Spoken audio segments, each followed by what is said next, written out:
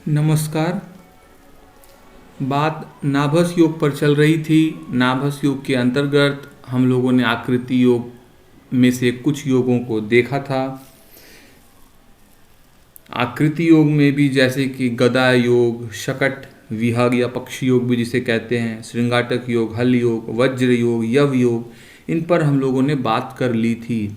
आज के इस वीडियो में हम लोग कमल योग अर्थात लोटस कमल योग और वापी योग के विषय में जानेंगे।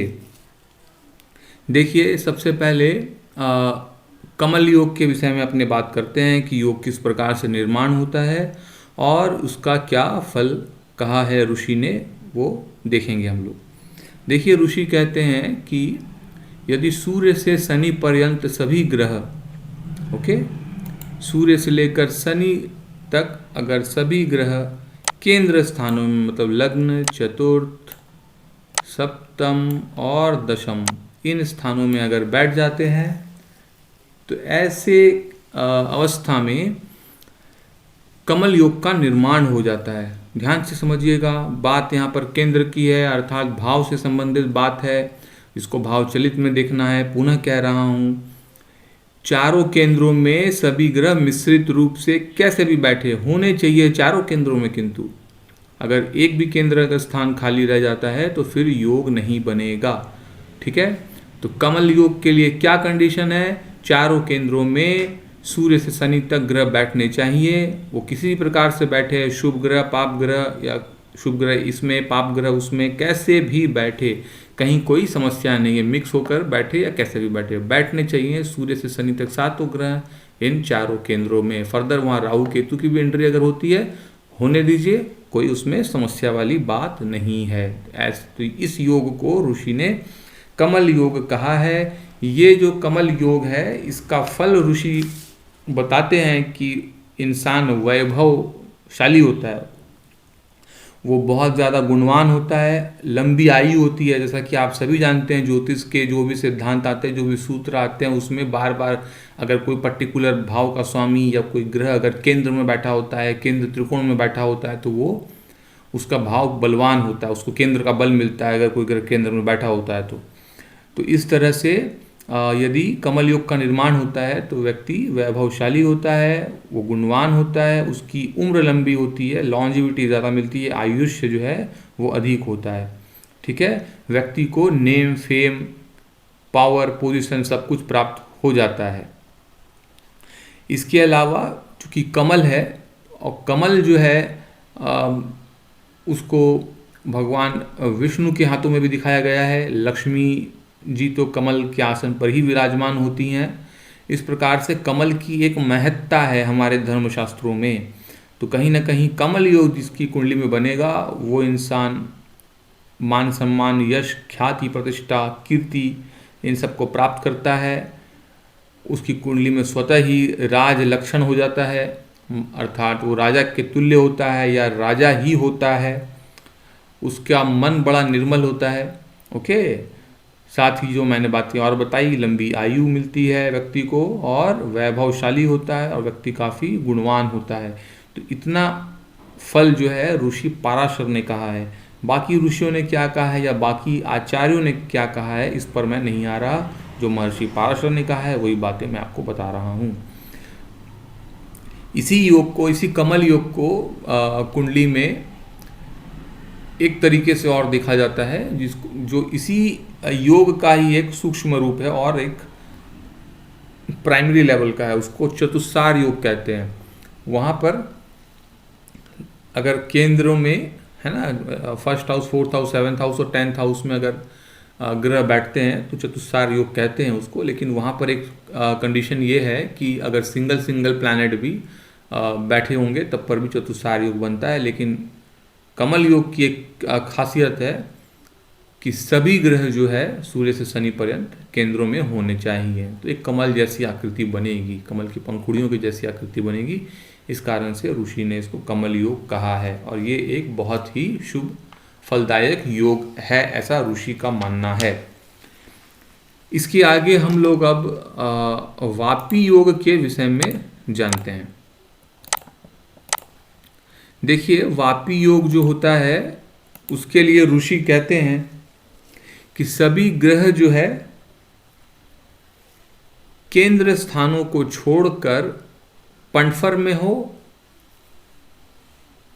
या अपोक्लिम में हो। ठीक है, अपोक्लिम आप लोग जानते ही होंगे, पंडफर भी आप लोग जानते ही होंगे, आशा कर रहा हूं, नहीं तो मैं फिर भी बताने का प्रयास कर रहा हूं।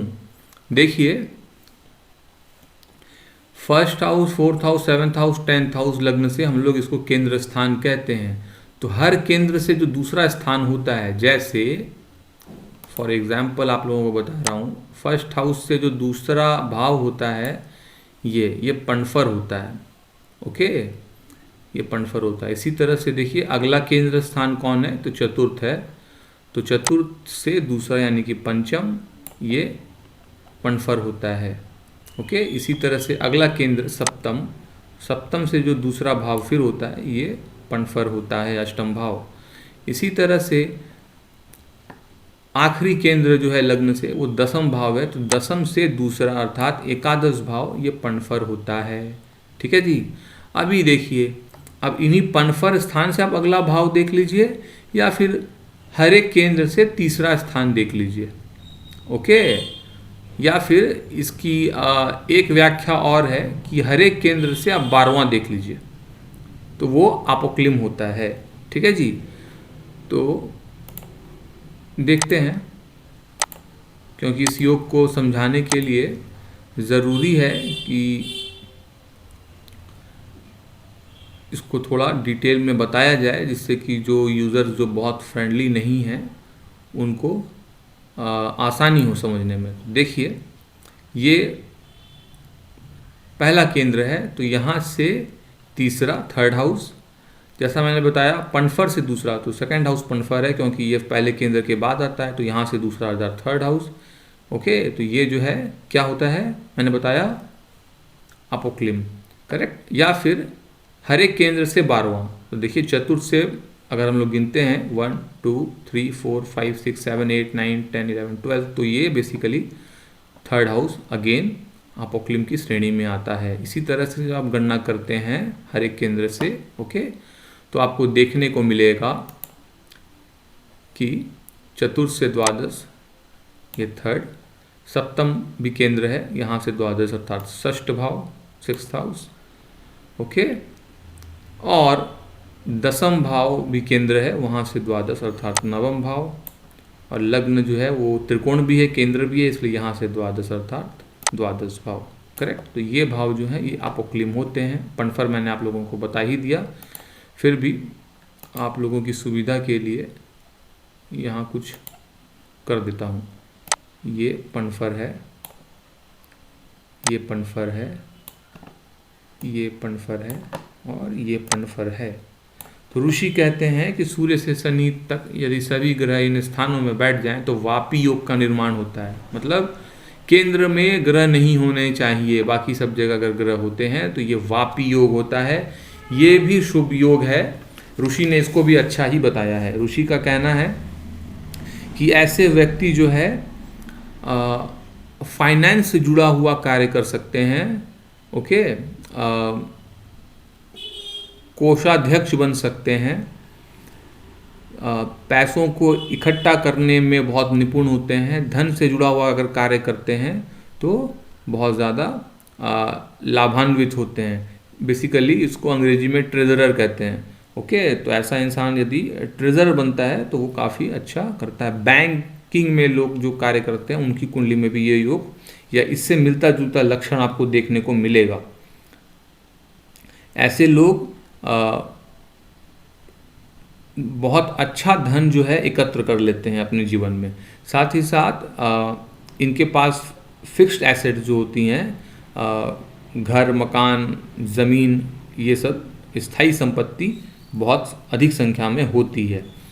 ये लोग इनके पास में ये जो धन की इतनी सारी बातें मैंने बताई हैं आप लोगों को, कि जैसे कि प्रॉपर्टीज़ होना, साथ ही ट्रेजरर बन जाना, बैंकिंग सेक्टर में काम करना, पैसे जो है वो बहुत ज़्यादा इकट्ठे कर लेना।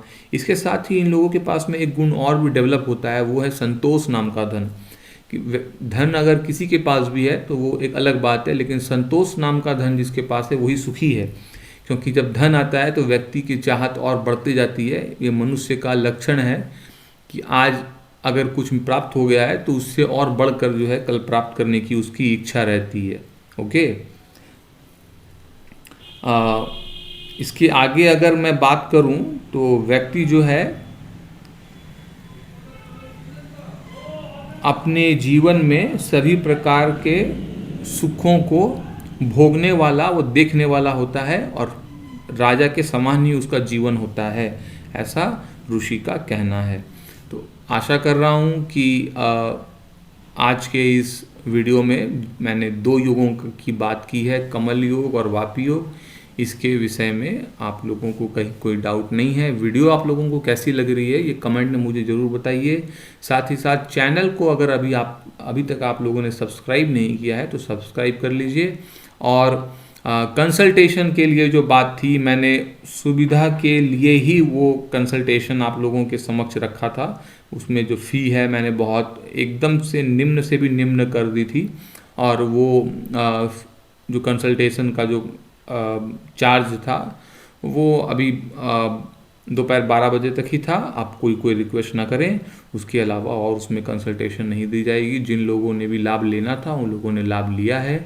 इसके आगे आप लोग जो भी कंसल्टेशन के लिए पूछना चाह रहे हैं वो फीस पूछ कर ही आगे बढ़िएगा।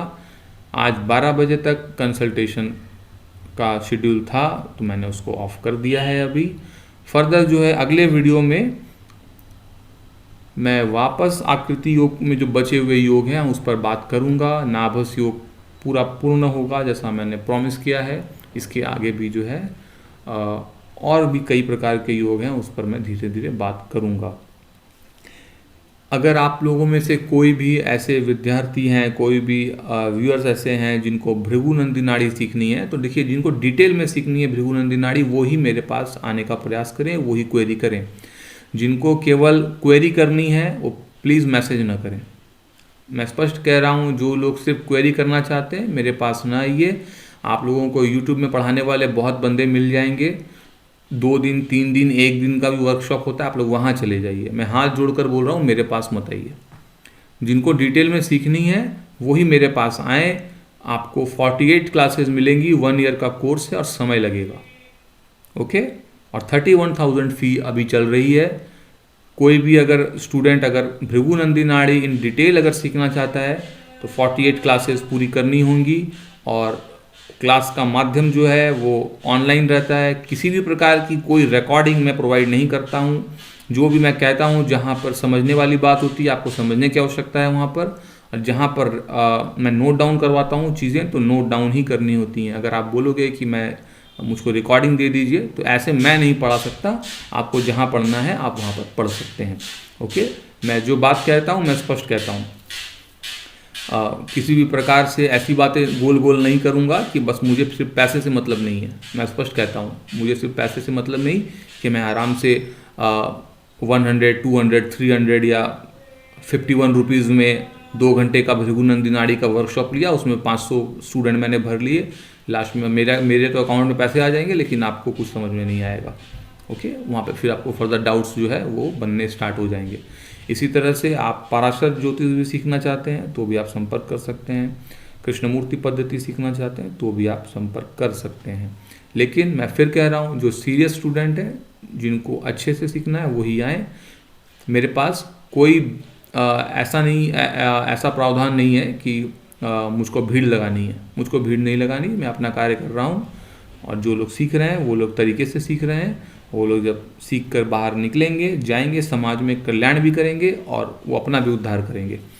ठीक है जी, आज के लिए वीडियो को इतना ही रखता हूँ। मिलेंगे अगले वीडियो में आकृति योग के शेष योगों के साथ। तब तक के लिए दीजिए मुझे इजाज़त। नमस्कार।